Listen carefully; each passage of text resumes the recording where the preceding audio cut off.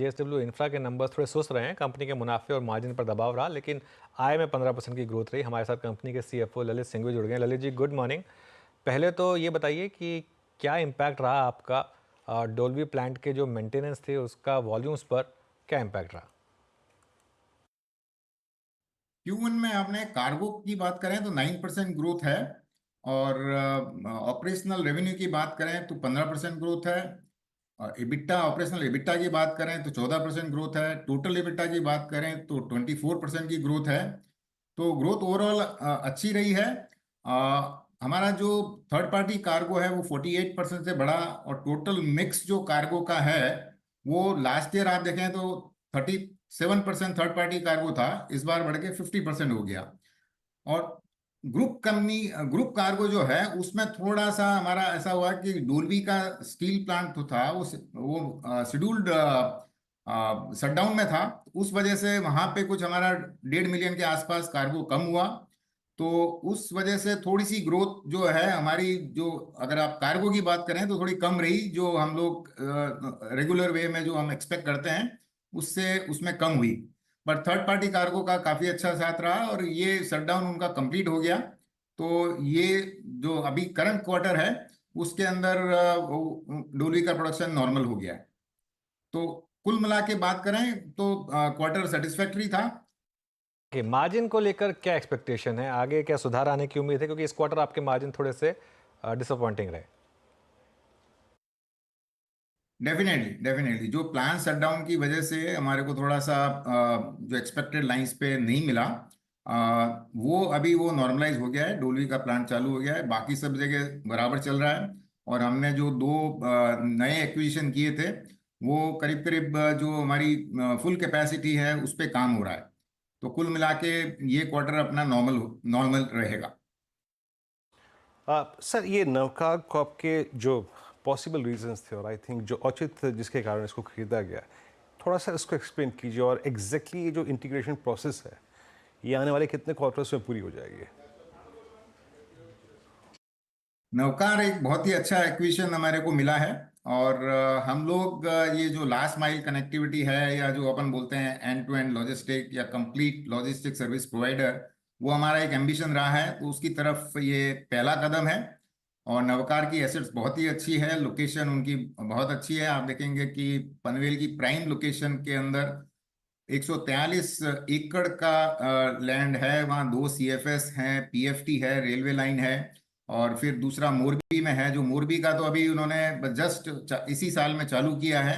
तो उसका यूटिलाइजेशन काफी अच्छा रहेगा आगे जाके, क्योंकि मोरबी टाइल्स का और एग्रो का हब है।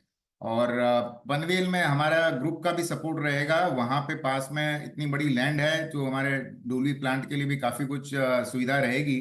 तो इसका यूटिलाइजेशन आगे जाके काफी बढ़ने वाला है। और हम लोग केवल नवकार एक पहला कदम ही मान रहे हैं। हम लोग ऐसी पूरी नेटवर्क बनाने का हमारा एम्बिशन है कि हम आगे और इसको बढ़ाते जाएंगे, एंड कंट्री वाइड नेटवर्क अपन करेंगे। तो ये नवकार को आपको एक सेपरेट एंटिटी के तौर पर रखना है? ये एक सेपरेट लिस्टेड एंटिटी रहेगी? नहीं, अभी तो फिलहाल ये अलग कंपनी ही रहेगी। और फिर हम लोग एक बार इंटीग्रेट होने के बाद में उस पे हम कॉल लेंगे, और कि इसको कैसे चलाना बेहतर रहेगा। बट आज की डेट में हम एक्चुअली में ये चाहते हैं कि हम एक ये जो एंड टू एंड लॉजिस्टिक का एक पूरा नेटवर्क बनाएं, उसका एक अलग से प्लेटफॉर्म बनाएं। इसके अंदर हम और भी काफ़ी कुछ एडिशंस करना चाहते हैं। तो वो पूरा स्ट्रक्चर हम उसके हिसाब से करेंगे कि ऐसे ऐसे एसेट्स हम और इंटीग्रेट, चाहे तो ऑर्गेनिक चाहे इनऑर्गेनिक, हमको इस काम को आगे बढ़ाना है। तो उसके हिसाब से स्ट्रक्चर पे हम पूरा प्लान करेंगे। ओके, आखिरी सवाल, FY25 के लिए क्या गाइडेंस है आपकी और क्या कोई और एक्विजिशन टारगेट है? जो हमने साल के बिगिनिंग में दिया था कि हमारे 10 से 12% की ग्रोथ रहेगी, तो वो डेफिनेटली वो गाइडेंस हमारी कंटिन्यू है आज भी। और उसके अलावा हमारा कुछ काफी कुछ फोकस रह रहा है। आप देखेंगे कि आईपीओ के बाद में हमने ये 3 एक्विजिशन हो गए। एक हमने यूएई में किया, एक हमने पीएनपी जो सापुर का स्टेक लिया, और तीसरा ये नवकार है। तो ये सबके रिजल्ट्स भी मतलब हम लोग काफी अच्छा जल्दी इंटीग्रेट करके, और रिजल्ट्स काफी एनकरेजिंग आ रहे हैं। और अगर आपको मैं एक और बताऊं कि फ्राइडे को हमारे बोर्ड ने एक पोर्ट कनेक्टिविटी प्रोजेक्ट है जो स्लरी पाइपलाइन का उड़ीसा में, तो उसको एक्वायर किया है, जो कि जेएसडब्ल्यू स्टील उसको काम चालू किया था, पर उनका वो नॉन कोर एरिया है, हमको इस काम में और आगे बढ़ना है। तो हमने उसको एसेट्स को, अंडर कंस्ट्रक्शन एसेट्स को एक्वायर किया है, और ये करीब 4,000 करोड़ का प्रोजेक्ट होगा, और काफ़ी लुक्रेटिव प्रोजेक्ट्स है। इसमें हम लोग देख रहे हैं कि प्रोजेक्ट आईआरआर 15% और इक्विटी आईआरआर तो 21% प्लस होना है उसमें, और ये 2.5 साल में कंप्लीट होएगा। तो उससे क्या होगा कि ये स्लरी पाइप, ये जो माइंस है आयरन ओर की माइंस से स्लरी पाइपलाइन हमारे जो जटाधार पोर्ट आ रहा है उस पोर्ट पे कनेक्ट हो रहा है। तो ये इस तरह के पोर्ट कनेक्टिविटी प्रोजेक्ट भी हमारे नज़र में है, और उसकी ये पहली शुरुआत है, और ये काफ़ी अच्छा प्रोजेक्ट है। ओके, बहुत बहुत शुक्रिया और आपको ऑल द बेस्ट पूरे साल के लिए। चलिए आगे बढ़ते हैं।